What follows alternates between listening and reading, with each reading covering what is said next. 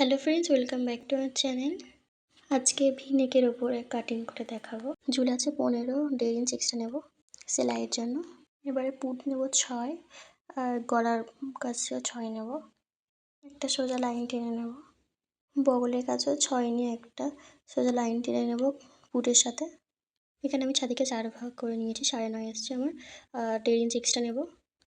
কোমরকেও 4 ভাগ করে আমার এসছে 7.5, 1.5 ইঞ্চ এক্সট্রা নেব। প্রিন্সিপ কাটের জন্য 1.5 ইঞ্চ এক্সট্রা নেব আর ছাতির কাছে 1/2 ইঞ্চ এক্সট্রা নেব। নিয়ে এবার লাইনগুলোকে ড্র করে নেব। তোমরা চাইলে স্কেল দিয়েও করতে পারো, আমি ফিতে দিয়ে অভ্যস্ত তাই আমি ফিতে দিয়ে কাটছি, তোমরা স্কেল দিয়ে কাটতে পারো। এবারে বগলের শেপটা দেওয়ার জন্য 1 ইঞ্চ নিয়ে ফুট আর বগলের যে হাফ লাইনটা টেনেছিলাম ওখান থেকে হাফ নিয়ে ছাতির যেখানে 9.5 নিয়েছি ওখান থেকে লাইনটাকে হালকা হাতে টেনে নেব। বেল্টের জন্য আমি এখানে 13.5 নিয়ে নিয়েছি, ওপারেও 13.5 নিয়ে নেবো, লাইনটা সোজা সোজা করে নেবো এবারে। তো এবারে প্রিন্সেপ কাটের জন্য 3.5 ইঞ্চ নিয়ে নেবো বেল্টের কাছ থেকে। উপর থেকে টাক্স পয়েন্টের জন্য 10 ইঞ্চ নিয়ে নেব। এটা প্রিন্সেপ কাট, তার জন্য লাইনটা টেনে নেব। এবারে এই লাইনটার সাথে বগলের সাথে মিলিয়ে নেব, হালকা হালকা হাতে লাইনটাকে মিলিয়ে নেব। টাক্স পয়েন্টের জন্য 1.2 সুত নিয়েছি। এবারে 1/2 ইঞ্চ নিচে থেকে মিলিয়ে নেব। উপরে 1 ইঞ্চ নিয়ে হালকা হাতে লাইনটাকে মিলিয়ে নিতে হবে। এবারে গলার জন্য আমি এখানে 2.5 ইঞ্চ নিয়েছি লাইনটা সোজা করার জন্য। তো তোমরা স্ট্রেট ভি শেপও দিতে পারো, না হলে এরকম পান শেপও দিতে পারো। এবারে এই লাইনের সাথে মিলিয়ে নেব। তো আমার পুরো কাটিং করা কমপ্লিট। এবারে আমি কাটিং করে নেব সব। ভিডিওটা একটু বড় হবে কারণ সেলাইয়েরও ভিডিওটা দিচ্ছি। যে আসল কাপড় আর ফলস কাপড়টাকে একসাথে মিলিয়ে। আচ্ছা, তোমরা এটা পট্টিও বসাতে পারো। আমি চারিদিকে আগে পিন মেরে নিই, তারপর সেলাইটা করে নিয়েছি গলার।